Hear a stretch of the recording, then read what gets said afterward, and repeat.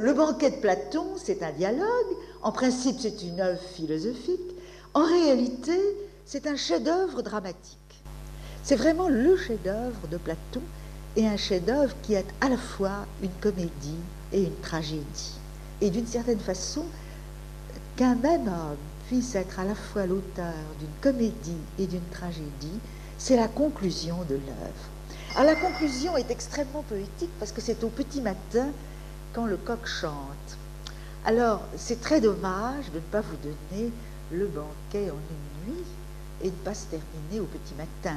Mais ce n'est pas prévu. Les Verdier n'ont pas prévu ça et je trouve ça très dommage.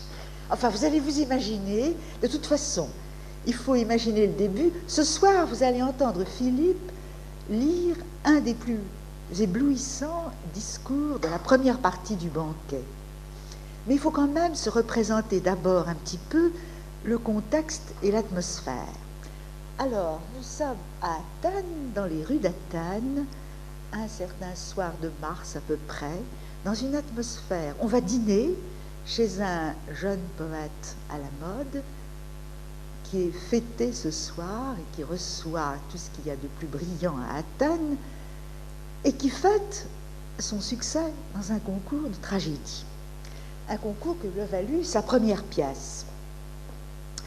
Alors c'est une atmosphère extrêmement festive parce que pendant plusieurs jours à Athènes se succèdent les concours de dithyrambe, de tragédie, de comédie.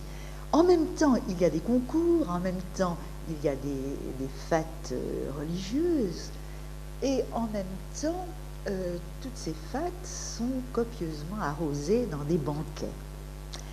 Alors, ce soir, donc, Agathon, qui est le jeune poète qui vient de remporter un prix, reçoit chez lui ce qu'Athènes compte de plus brillant. Alors, parmi les invités de marque, il y en a deux que nous remarquons ce soir. Aristophane, le grand poète comique, que nous allons entendre tout à l'heure. Aristophane, et puis, bien sûr, l'original d'Athènes, qu'on rencontre toujours dans les rues d'Athènes, qui est Socrate. Alors, le début, quand nous sommes dans les rues d'Athènes, est très beau, parce que le jeune homme qui raconte le banquet, qui nous raconte cette histoire, nous dit qu'il a rencontré Socrate avec des sandales aux pieds, bien lavé, bien habillé, tout beau, et ce qui n'est pas du tout son habitude. Et il lui demande où il va pour s'être fait si beau. Et la réponse nous donne tout de suite le ton et l'atmosphère sur laquelle nous allons parler un petit peu, l'atmosphère des mœurs de l'Athènes du temps. Il répond, il faut être beau pour aller chez un beau garçon, exactement comme nous dirions aujourd'hui, il faut être beau pour aller dîner chez une jolie femme. Le beau garçon, c'est Agathon. Bon. Alors, nous allons relever ce petit détail simplement parce qu'il va être évidemment question beaucoup de l'amour masculin. Et il faut bien comprendre de quel amour il s'agit, dans quelle perspective il faut l'entendre, ce que Platon représente par rapport à ces mœurs-là. Et finalement, pour bien le comprendre et pour ne pas porter de jugement faux sur ces mœurs et sur la nouveauté qu'apporte Platon, la nouveauté qu'apporte la philosophie, il faudrait peut-être un peu de temps et nous allons aller très vite. Il faut que j'aille très vite. Enfin, il y a trois parties dans le banquet. On n'a pas le temps, Philippe, de parler en long et en large de l'homosexualité grecque. Bon, c'est difficile, il n'y a pas le temps. Bon. Nous allons donner très vite la parole à Aristophane. Non, prenons le temps qu'il faut. Non, on va très vite donner la parole à Aristophane. Alors, il y a trois parties dans le banquet. La première partie est composée d'un certain nombre de discours de personnages qui sont invités par Agathon, et parmi eux, il y a Aristophane. Ces personnages prononcent un éloge de l'amour, du dieu Eros. Ils ont décidé ça au début du banquet. Ils disent, depuis plusieurs jours, on ne fait que boire, ils sont en pleine festivité, et ils décident, ils trouvent qu'ils ne sont pas de force à boire ce soir, et puis que ce serait mieux peut-être de passer une soirée à deviser sobrement et à choisir un sujet d'entretien. Alors, on choisit un sujet, et l'un d'entre eux remarque que parmi les dieux grecs, qui sont nombreux, comme vous savez, et pour lesquels les poètes ont composé beaucoup d'hymnes, Il y en a un que les poètes ont négligé, c'est l'amour. Et par conséquent, on décide que chacun des convives, alors ils dînent d'abord avant le banquet, hein, vous les imaginez en demi-cercle, en fer à cheval, vous les imaginez sur des lits, 3 par 3 sur des lits. Il y a d'abord un dîner, les esclaves apportent les plats, et puis après, quand le dîner est terminé, on passe la nuit à boire. Et en principe, le rite, la tradition veut que l'on boit jusqu'à l'ivresse et jusqu'au petit matin. Et ce soir, ils décident, puisque personne ne se sent de force à boire, que chacun n'obéira qu'à son plaisir et boira comme il le voudra, et que chacun prononcera un discours. On décide donc qu'on prononce chacun à son rang un discours sur l'amour. Alors les deux derniers, c'est Agathon, le maître de maison, et puis Socrate. Et parmi les convives illustres, il y a Aristophane. Alors dans ces discours de la première partie, il est question surtout des relations, alors c'est pour ça qu'il faut tout de même parler un peu de l'homosexualité grecque et comprendre surtout ce qu'elle est, comprendre ce que sont les relations d'un homme plus âgé, d'un homme d'une trentaine d'années, ou plus âgé, avec un adolescent, entre 15 et 18 ans. Et comprendre que cette relation de l'amant à l'aimé était, dans beaucoup de cités grecques, d'institution. Du moins, elle était permise légalement. Personne ne faisait obstacle. Dans d'autres cités, ces amours, ces relations-là étaient interdites. Mais Athènes, c'est particulier, et c'est précisément ce qu'un des convives, des Pausanias, avant de donner la parole à Aristophane, explique. À Athènes, la loi ne le recommande pas, mais ne l'interdit pas non plus. Ce n'est pas interdit comme dans d'autres cités, mais sur ce sujet, il y a une opinion et une coutume, et cette coutume fait loi. Or, l'opinion et la coutume, il faut bien l'entendre. D'abord, il faut bien entendre une chose qui est tout de même très importante pour ne pas juger sévèrement les mœurs grecques. Il y a une continuité entre ces amours, entre un adolescent et un homme plus âgé, et ce qui deviendra après une amitié. Et il faut comprendre l'extraordinaire importance spirituelle et déjà philosophique, avant que Platon ne l'exalte d'une manière qui est bien la sienne, l'importance spirituelle de ces relations-là. Il s'agit véritablement pas tellement d'obéir à un désir d'essence, mais il s'agit d'obéir à un besoin humain de relations spirituelles authentiques. Or, il faut bien se représenter, il faut bien comprendre pourquoi il y a chez les convives d'Agathon, qui parlent des roses, un tel mépris pour les relations sexuelles entre hommes et femmes. Bien sûr, tout le monde a une femme et on vit avec elle pour avoir des enfants, et parce que c'est la coutume, ou pour y trouver du plaisir aussi. Et il y a une prostitution des femmes aussi à Athènes, évidemment, mais il est considéré que auprès de la femme est un objet de plaisir. On n'a pas avec elle des relations qui peuvent s'élever, se spiritualiser, devenir une amitié. Par conséquent, dans la relation entre un aîné et un garçon plus jeune, il y a une visée spirituelle, une visée éthique, et cela fait partie, ces relations-là, de ce que la Grèce, de ce que la langue grecque a appelé d'un beau mot qu'il ne faut pas traduire, paideia, c'est-à-dire la formation de l'enfant, la formation de l'adolescent. C'est l'aîné qui prend en charge la formation de l'adolescent.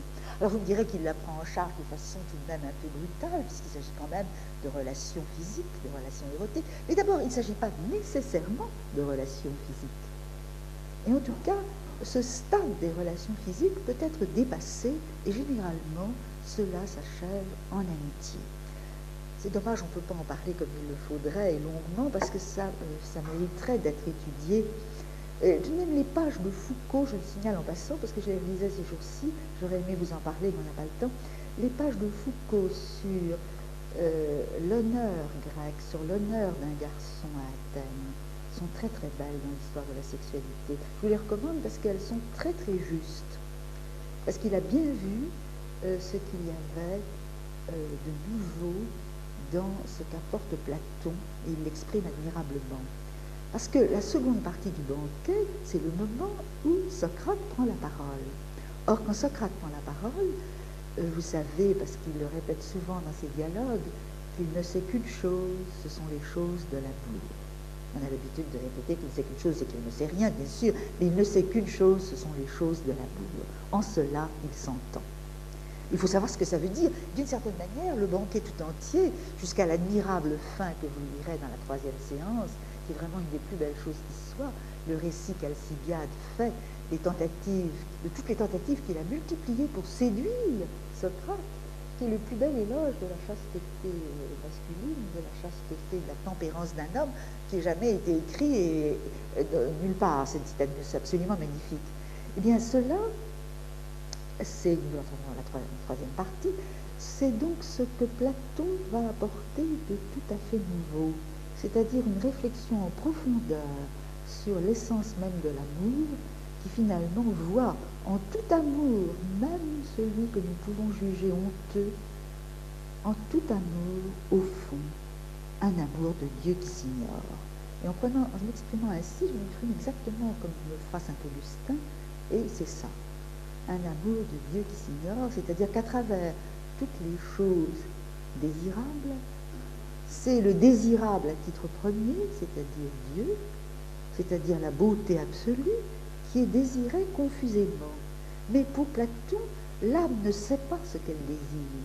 Quand on fait l'amour, on ne sait pas ce qu'on cherche, on ne sait pas ce qu'on veut, on échoue et on ne trouve pas ce qu'on cherchait, jusqu'à ce qu'on le trouve. Et Platon propose ça c'est dans la deuxième séance, et il propose je ne dirais pas une méthode, mais une ascèse pour parvenir à la forme de l'amour philosophique la plus élevée. Alors, quand Socrate prend la parole, vous le savez aussi, parce que ça c'est très beau et très connu, quand Socrate prend la parole, qu'il déclare qu'il ne sait qu'une chose, c'est les choses de l'amour, il prétend que tout ce qu'il sait, il le tient d'une femme. C'est important que ce soit d'une femme. Il y aurait beaucoup de discussions à faire sur le rôle de la femme dans l'Antiquité grecque. Peut-être qu'on pourra y passer toute la nuit d'ailleurs, si vous le voulez, si vous avez des idées là-dessus. Mais c'est à une femme qu'il confie la charge d'expliquer, d'exposer ce que la philosophie doit penser de l'amour, comment la philosophie doit penser l'amour. Mais en attendant, nous allons écouter Aristophane. Alors, Aristophane, c'est extraordinaire. Pourquoi? Parce que c'est un grand poète comique. Et que ce poète comique, Platon aurait personnellement des raisons de lui en vouloir, et de lui en vouloir des raisons graves de lui en vouloir. Car Aristophane, dans une pièce célèbre qui s'appelle Les Nuées, s'est moqué de Socrate d'une manière qui a attiré sur Socrate une réputation qui n'était pas méritée, une réputation de bavard sophiste qui pervertit la jeunesse. Aristophane a une responsabilité dans le procès de Socrate. Or, Platon semble ne pas vouloir lui en tenir rigueur, et en tout cas, il a fait dans le banquet une chose extraordinaire. D'abord, il a fait un pastiche littéraire extraordinaire. Il a fait un discours que Aristophane, effectivement, aurait pu prononcer. Vous avez dû lire ou entendre jouer de l'Aristophane. C'est vraiment de l'Aristophane. On a envie d'écrire la pièce après l'argument qu'a donné Platon. Il invente une pièce qu'Aristophane aurait pu écrire. Et puis, c'est pas tout. Non seulement il donne le beau rôle à Aristophane, il lui fait dire magnifiquement un éloge des roses tout à fait extraordinaire, mais en même temps, surtout à la fin, il prête à Aristophane, ce farceur d'Aristophane, comme on dit ce soir-là dans le banquet, ce farceur d'Aristophane, il lui prête des pensées extrêmement belles, extrêmement profondes. Et en particulier, cette idée qui est tellement platonicienne que les amants ne savent pas ce qu'ils veulent. Et ça, moi, c'est tout qui est intéressant. Mais les autres personnages, il n'était pas tellement à la peine d'en parler. Il y a Pausanias, il y a Phèdre, il y a ces personnages qui vont faire un éloge des roses qui consiste toujours, seulement je ne voudrais pas prendre trop de temps, à expliquer comment à Athènes la coutume veut que on considère l'amour masculin, sinon comme quelque chose de très bien, du moins comme quelque chose qui a une signification spirituelle et que l'on peut louer jusqu'à un certain point. Alors, ce que vous voudriez peut-être dire, c'est que parmi eux, il y a aussi un grand médecin, il y a Éric Simak. Et ça, c'est très intéressant qu'il y ait un grand médecin à côté du poète comique, à côté du poète tragique, parce que la médecine, dans l'Antiquité, la médecine était le seul métier, c'est-à-dire une tâche qui permettait de gagner sa vie. Un métier digne d'un homme libre et respectable. Parce qu'enfin, le citoyen athénien, il ne fait rien. Mais le médecin, lui, en dépit du fait qu'il gagne sa vie en soignant, il gagne sa vie, mais enfin, il n'a pas le droit, il y a toute une éthique médicale qui se transforme à ce moment-là et qui considère que le médecin ne doit pas faire payer celui qui ne peut pas payer. Il y a une noblesse de la tâche médicale et une noblesse du métier, et surtout une signification philosophique du métier de médecin. C'est-à-dire que Éric Simak, en faisant l'éloge de l'amour, explique que l'amour, c'est le principe même de l'ordre de l'univers.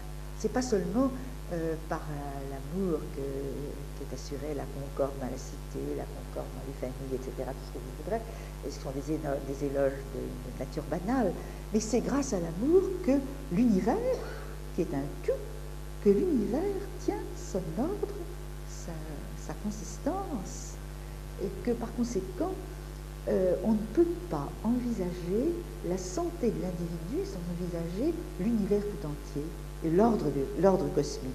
Par conséquent, ce discours du grand médecin du temps est extrêmement caractéristique de la manière dont le médecin grec est un médecin philosophe. Et il va, on n'a pas raconté le discours de Simak, quoi il s'agit? Ben, on ne va pas parler en long et en large de l'homosexualité grecque sous toutes ses formes. Alors, évidemment, il y a beaucoup de monde. Ah oui, bien sûr, vous avez raison.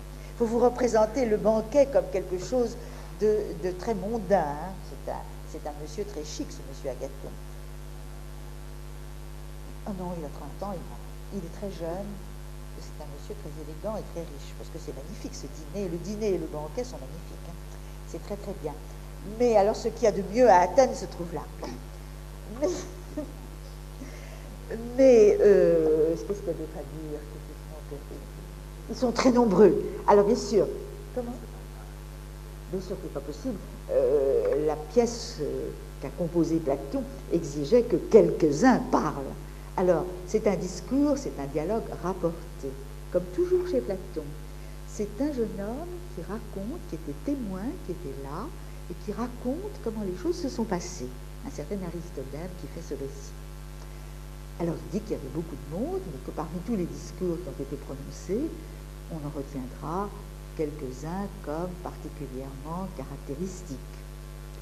Alors, vous allez donc ce soir entendre Aristophane, on pourra parler, si vous voulez, après, au besoin jusqu'au petit matin, des amours grecs, mais ce soir, vous entendrez un discours, et justement, si on avait le temps, mais si vous voulez, on pourrait en parler après, si on a le temps. Parce que l'amour tel que le présente Aristophane n'est pas du tout, justement, l'amour homosexuel. Hein. Pas du tout. Ça, c'est très intéressant. Dans la relation masculine, il y a un amant et un aîné, un actif et un passif, un aîné et un plus jeune.